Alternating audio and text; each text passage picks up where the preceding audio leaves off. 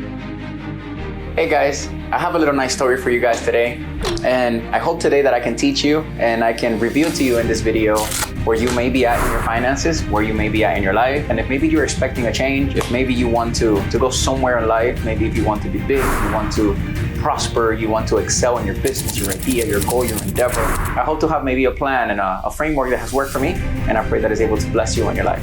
Step number one, I have seen that in the Bible. It says in Hosea 4 verse 6, I believe it's Hosea 4 verse 6. It says, my people perish for lack of vision. So it's very important that if you have a boat, don't laugh at my little boat, but if you have a boat and eventually the boat, it's moving forward and it's going really to no direction, that means you don't have no destination where the boat might go, but it's actually moving forward. Like you maybe have a job, maybe you have a business, and you're going forward, but you don't really know where you want to take that job to. Maybe you don't know where you want to take that endeavor to. You don't have a goal you want to reach. You don't have an amount of money you desire one day to accomplish. This is what's going to happen to that boat who doesn't have no destination. Mind you, it's a really big ship. It's just moving somewhere. It's going forward, but it doesn't know where it's going. Eventually, what that boat's going to do is it's going to crash, right? So this is what happens to every single human being who goes forward in life without no destination. That's why life, God designed it by purposes. You see, God created you for a purpose. If you're still alive and you're hearing me and you're watching me in this video, it's because you woke up today and there is a purpose in the earth in which the Lord thought you could accomplish, and He gave you that assignment. Your purpose might be to win $1 million. Your purpose might be to be a husband one day. Your purpose might be to leave a legacy for your children. Your purpose might be to make your first $100K, to make your first $10,000, or maybe to make your first $1,000, maybe to find a job. That's a purpose. You don't have to spiritualize it. It's a purpose. It's a reason. It's a goal. It's something you yearn to achieve. But if you live life without no destination, believe me that as life goes by, believe me that you're gonna crash. So it's very important to, step number one is to have a vision. Hosea 4:6 says, my people perish for lack of vision. So I'm going to ask you guys a question. What's the most expensive price you think you're paying in your household? Maybe you tell me your house, your mortgage. Maybe you tell me your car payment. Maybe you tell me your children. Well, I come to tell you that the most expensive purchase you have inside your house is none of those things. The most expensive purchase you have, and it is none of those things, it is actually, okay, it's actually, my screen wants to get difficult, but it's actually ignorance. Because if people perish for lack of vision, then that means vision is costing, ignorance is actually costing you a lot of money. Ignorance on not knowing how to create wealth. Ignorance on not knowing how to maybe lose weight. Ignorance on maybe not knowing how to be a good husband, how to be a good spouse. And that ignorance could cost you a lot of money. It could cost you a lot of time. It could cost you a lot of pain. So to avoid the pain, the time, and the money that ignorance will charge you, because ignorance doesn't play, it's just going to bill you whether you like it or not, unless you become knowledgeable, which is the opposite of a person that's ignorant. So please don't pay the price that ignorance will charge you for lack of being knowledgeable in an area or in a topic. So for instance, if you're ignorant about your body and you don't become knowledgeable about your body, guess what? You're going to become overweight. If you're ignorant about your marriage and you don't decide to seek knowledge on your marriage, guess what? You're in an expense of a divorce. If you're ignorant with your finances and you don't decide to seek counsel so that you can get out of debt, build some margin, eventually have 3 to 6 months of expenses, and eventually build wealth for your children, guess what ignorance is going to do? You're going to be in slavery and bondage, and you won't be able to build wealth. You're going to be in debt for a very long time, and that's not the goal of this video.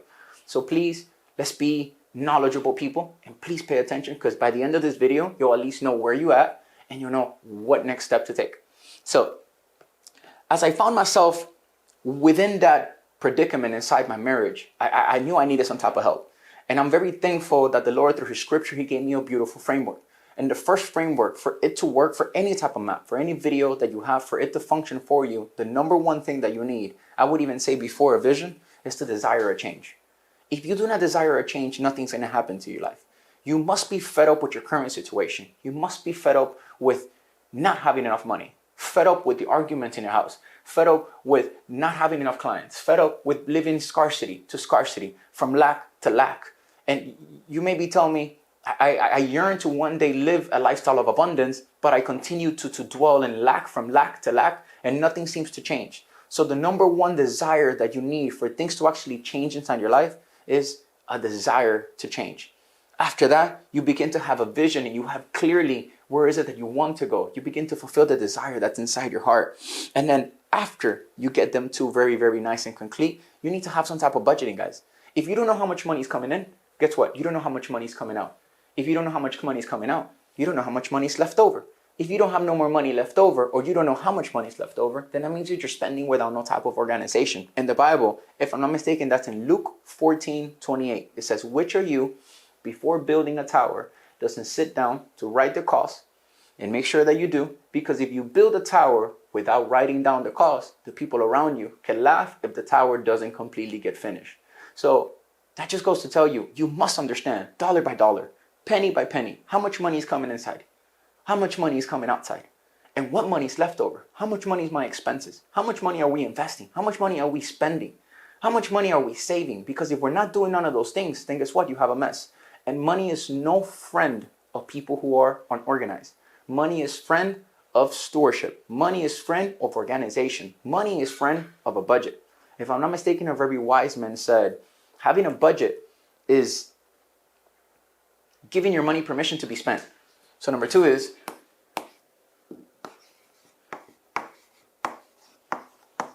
you need to know where your money goes. And this is, if I'm not mistaken, is in Hosea. This is in 4:6 if you guys want to go look in the Bible. And this is in Luke 14:28. After you do with those things, you need to start with what you have. Don't worry so much about all that you don't have. Because in the very beginning of the Bible, God says, be fruitful. You see, a fruit is a byproduct of a seed. So if God is telling you to be fruitful, that means He placed within you that which He's asking you to accomplish. That means within you is the answer for you to accomplish whatever it is that you futurely desire to accomplish. So if He's telling you to be fruitful, that means there is seed inside you and you have to sow so that you can reap. You cannot get nothing you haven't taken your time so that you can sow it. So start with what you have. Maybe you tell me, I have $1,000. I have $500. Start with $500. If you have $1,000, start with 1,000. If you have 5,000, start with 5,000. If you have 15, if you have 20, whatever the amount may be, you don't need no type of mystical number so that you can function this. You just need to just start where you are. And if I'm not mistaken, that's in 2 Kings 4:2. That's when the prophet tells the widow, what do you have in your house? Whatever you have in your house, it's essential. And you might tell me, I don't have anything in my house. That's not true. That's a lie from someone who deceived you.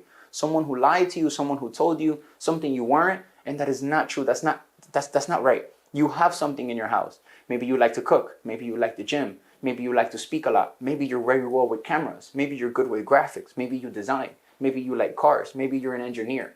Whatever it is that you like, that might be the answer to all the problems that you currently are having right now. So that's in 2 Kings chapter 2. Number 3 is start. Number 3 is start. And that's in 2 Kings. That's in 2 Kings 4:2. Number 3 is you must have some type of knowledge regarding debt. You see, the Bible says the borrower is slave to the lender. Why is it telling you that? Because the instant of debt is having to pay somebody back money. So you become slave of a master, which is going to rule over your life and is going to tell you over and over and over every single month, please, you owe me X amount of money. You owe me X amount of money and you need to pay them back. That's why the borrower is slave to the lender. Now, there's two types of debt. There's good debt and there's bad debt. The good debt is simply producer debt. It's debt that is made to implement in something that's going to produce something so that it could potentially give you fruit back. So always, how do I put this to you guys? If you are going to borrow, only borrow with the exception of knowing the market you're going to borrow in, knowing the market that you're about to get in, knowing the product, going the service, but only with the sole purpose of the belief that that which you're investing in is going to bring you some type of money right back. never borrow money just for consuming. We only borrow debt only for production. So that is the good debt. So learn debt. And if you are in debt already and you need to escape the debt and you do not know how to, then it's just really simple. It's called the debt snowball. So this is where you grab the smallest debt and you pay little by little till you eventually increase to the biggest debt. So this is when you pay the smallest debt, what you're going to have after you're done with that debt is you're going to have the monthly payment going to be increased to the amount of money that you make every single month. So now the following month or in 2 months or 3 months, once you pay off the second debt, you're going to use the money that you used to pay monthly to the smallest debt and you're going to put it on the next debt. So now once you pay 2 debts, now you have 2 monthly payments. You don't have to pay anymore. So now you have, let's say your monthly payment was $200 on each of those credit cards. $200 from this one, I don't have to pay it anymore. So now I'm positive $200.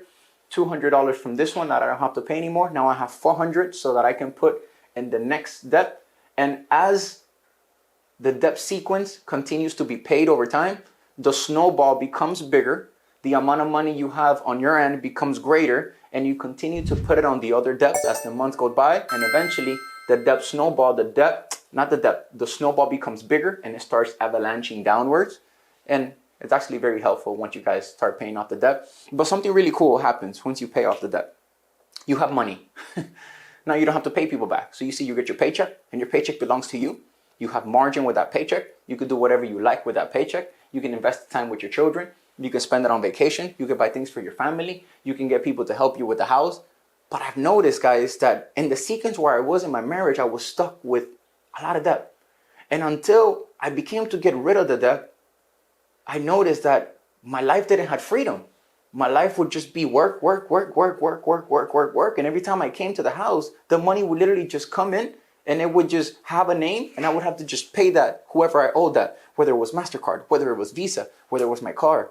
So please come out of this sequence because it's not helpful for your life. It's not beneficial for your life. And this is not the will of God for your life. This is what God says, the borrower is slave to the lender. Now, mind you, if you know how to manage debt, then you are what is called a sophisticated investor. If you're trying to use the debt so that you can be fruitful with your debt, so that you can multiply your gift, so that you can acquire a product, acquire a service or acquire knowledge in which you do not know, that you can apply to doing a product, a service out there that can bring you income, I'm all for that. But if it's not that, then don't get into debt because it's slavery. That's the borrower is slave to the lender. If I'm not mistaken, it's in Proverbs 22:7. And I'm giving you all the verses, guys, so that if you don't believe that it's there, you could go look at it on your own. I would say number 5 is build protection. You see, I had found myself in such a moment of scarcity within my life that I didn't have no protection. So I had a leg in riches and I had a leg in poverty.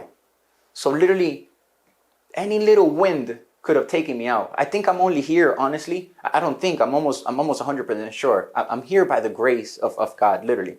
Because any wind could have came and I would have been broke. Because I would live paycheck to paycheck. The money would come in, and as soon as it came in, I would put a name, whether it was American Express, whoever that money would go to, and the money would just leave. And every single month, I would live paycheck to paycheck. I was living on the little.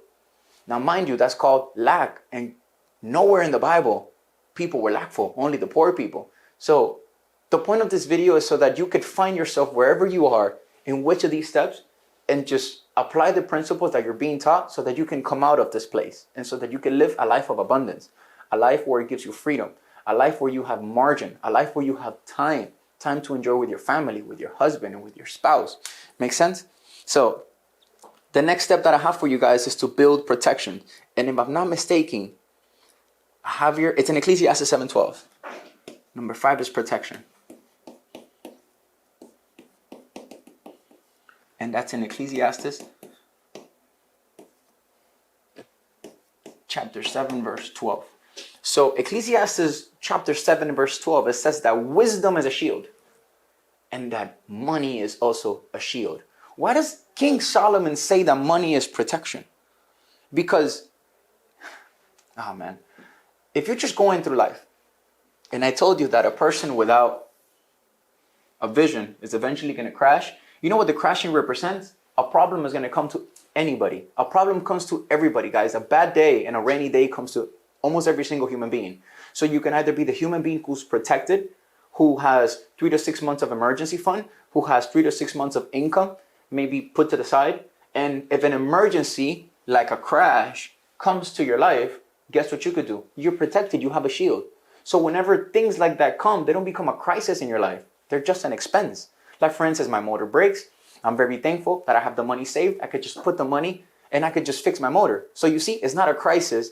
Now, be honest if you're watching this video. If your motor breaks right now in your car, tell me that would not be a problem. And just be sincere with yourself. You don't have to, you know what I mean? This is not to judge you. I'm just being quite honest. But if the motor of your car was to break right now, how would you fix your life? And if you tell me I don't have the money to fix it, then you're pretty much resuming that it would be a crisis. Not just that, but what if a sickness comes? What if you lose your job? That would also be a crisis. You get what I'm trying to tell you? So money can fix all the problems, but it could fix all your money problems. And if you have money problems and you could fix them with money, then all you have to do is just apply the principles that you're being taught so that all your money problems could be fixed, and now you can enjoy the rest of the problems. You can just enjoy life. You get what I'm trying to tell you? I won't tell you money will make you happy. It won't. Money will make you more of who you already are. So whatever's in your heart, money will reveal it. If you're a grateful person, money's going to make you the most gratefulest person in the world, and you're going to change the world. From so much giving you're going to give, because there's gratitude in your heart. If there's anger in your heart and you get you some money, you're going to be a very, very disturbed human being, filled with anger and rage. If you're a jealous person, if you're an envious person, if you're whatever other person that is not considered to be ethical correctly, then you're just going to fructify whatever's inside your heart. That's why some people say, oh, you got you some money now and you changed. No, you just didn't have enough money to show who you really were. You were always that way. You just didn't have enough money to show people your true fruits. But when you have money, people get to see in the exterior who you truly are. If you're a nice person, people get to see if you're a giver. People get to see if you're cheap. People get to see if you're honest. People get to see if you're humble. Now, mind you, if you're a very arrogant little person and you get you some money, what do you think that's going to do? That's going to magnify your arrogance, and you're going to treat people like you're better than them, and you're not. We are all the same on the eyes of God, and we're all different in a way. You have something which I don't have, where you can serve me. I can interchange my financial resources with you, and you could serve me. I have something you don't have, and I can give you what I have, which you don't have. I can serve you with that, and you can interchange your financial resources with me. So you see, God gave different things to every single different human being, so that each and every single human being can serve each other. So you see, we're not better than each other. We're just different. Make sense? So build a wall of protection around your finances.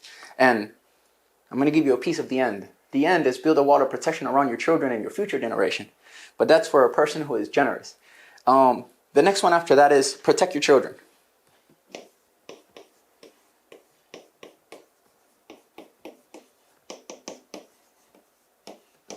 You protect your children, and that's in Proverbs 13:22. 13:22. Proverbs 13:22 says, a good man leaves an inheritance to his children's children. I believe that the opposite of a good man is a bad man, and the opposite of leaving an inheritance to children's children is living just for yourself. So if this whole time in your vision, which is step number 1, you're just thinking of how to be ahead of the game, do good and just prosper, get you a little bit of money, that's not the will of God. The will of God is for you to make as much as you can make.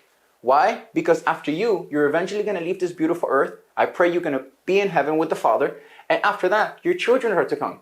And after your children, your grandchildren are to come. So it is your job to work hard, to be diligent, to be fruitful, and to leave money for them. Your job is not just to make enough just for you. Why? I don't want to bring shame or judgment to you, but we cannot be selfish just to think of just ourselves. We need to be generous enough that we're creating such abundance where we can leave abundance for our children's children. Is this resonating with somebody? And then the last one is sustain your transformation. Sustain your transformation.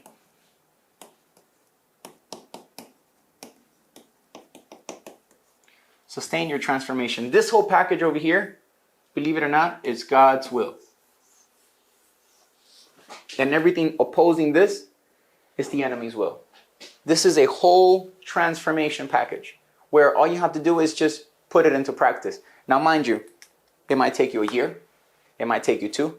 It might take you 3. It might take you 5. It might take you 10. But I need you really to not get discouraged, because it took me a bit of a time, guys. And when I say a bit of a time, I'm 29 years old. At the age of 21, I don't know if many of you guys knew, but at the age of 21, I was incarcerated. At the age of 21, no, I lied. At the age of 18, I was incarcerated. I did 3.5 years in jail.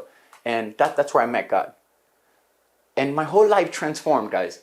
And I started, within inside there, God placed inside my heart a desire to change. So I've been through each and every one of these steps, and I know exactly what it feels not to have none of these things. I know what it feels like to be in debt. I know what it feels like to be on a boat. Oh, and one more important thing. Over here on this boat, it's not just your dreams, your goals, your desires. Your wife's dreams are also on that boat. Your wife's goals are also on this boat. Your children's dreams are also on this boat. And all this is the man's responsibility. Because God called you to be the head. And God called the woman to be the helper. So the woman is to help you move this boat towards the correct vision, so that you guys can go in the proper place. And if you're listening to me right now, a lot of women out there are sacrificing themselves and they're sacrificing their dreams so that you could know what you're doing, so that you could fulfill the vision. So it is your job to not only fulfill your dreams, but to accomplish actually your wife's dreams as well. Us men carry a big load of responsibility, and it is your job to fulfill this responsibility. This burden is meant for us. It's not meant for women to carry. This is why men are the provider and women are the helper. All this is a transformation, guys. And all this began when I was in jail. God started working within my heart. God placed a teacher. God slowly but surely showed me around debt. He showed me how to build a wall of protection. And I have that wall of protection now. So if any difficulty was to come by the grace of God, any emergency may come, I'm very thankful that I could just pay for it. And it's not an emergency, it's just an expense. And then slowly but surely, I'm saving, guys, and I'm trying to build a wall for my children. This is something I wanted to teach you guys. This over here is called gold and silver. This over here is silver. And this is gold. So you see, over the course of centuries, gold and silver has been a hedge protection. If I'm not mistaken, over the past 20 years, gold and silver has, I would say, maybe 10x the amount of money that it used to cost. So what does that mean? If you're maybe just watching me and you're like, dude, what is this things you have inside your hand? What is it that you're teaching me? What is it that you're showing me? So for instance, if gold over the past 20 years has 10x, same as silver, or very similar amount of those numbers, forgive me if they're not very exact, that means that, this is just an example, that means that if you save annually, which is yearly, $10,000. Over the course of 20 years, if you don't save no more, that $10,000 would still be $10,000. If you was to save $100,000, that $100,000 over the course of 20 years would still be $100,000. Makes sense, right?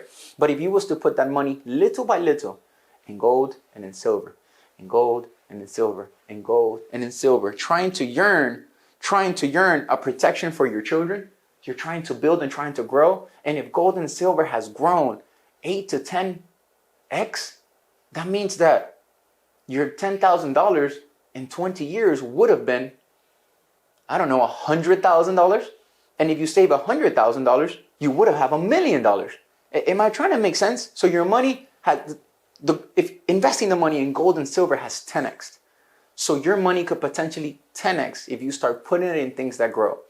Start to, how do I put this to you? Begin to shift your mindset and start beginning to create a habit of every time you spend money, ask yourself, is this valuable? Do I need this? Or this is just something that I want? Is this going to retain value?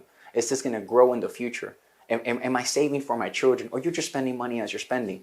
And I'm not saying that there's nothing wrong with spending. You could spend as much money as you want to. But the objective of this is really all for this, guys.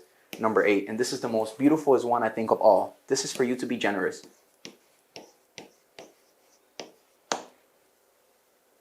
Generous. Now, it is impossible to give something you do not have.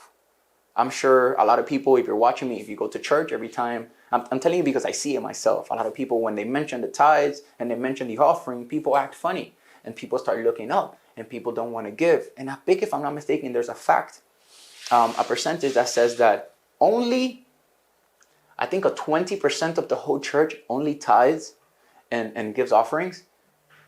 There's a saying that says that if 100% of the church tithe and gave their offerings, which is only 10% of what all your money that comes inside, I think there would not be any hunger. I think there would not be any starvation in the world, only with 10% of the people tithing in the church. This is how important it is to tithe. So it is impossible to be generous if you don't have any money to give. But guess what you have once you figure all these out? Once you do this scheme over here that I just showed you guys, you could be generous. Why? Because you have left over. You have money to enjoy. You have money to give to people.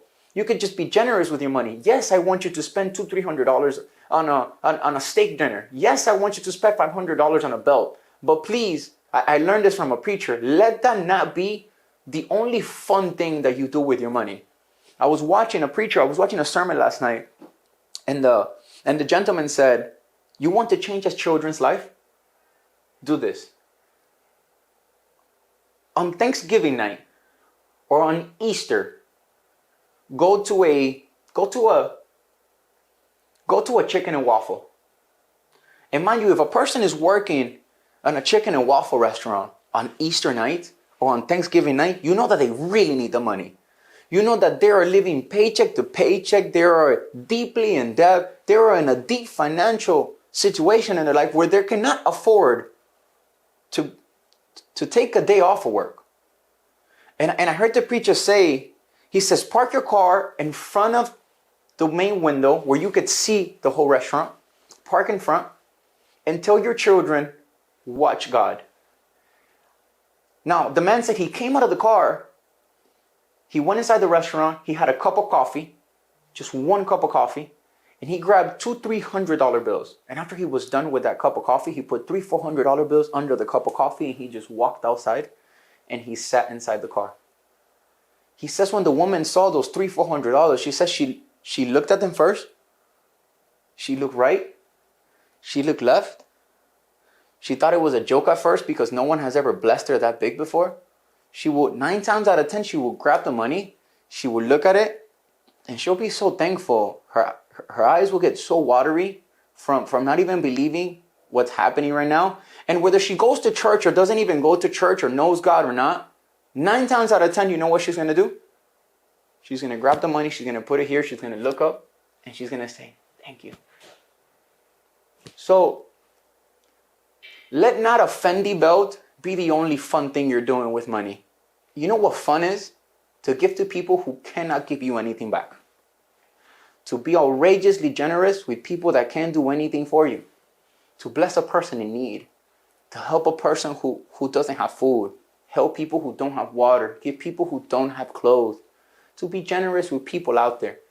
Guys, that's the whole objective of this whole dilemma that I'm here to teach you guys. If you guys want to transition into a life of abundance, a life of time, a life where you enjoy with your family and your children, you must follow these steps, guys. Guys, I love you. I pray the video was helpful. I pray that it was useful for your life. God bless you. Stay blessed. Subscribe. Give a like to the channel. And send this video to somebody that it might bless them and it might help them as well. Well, bye-bye.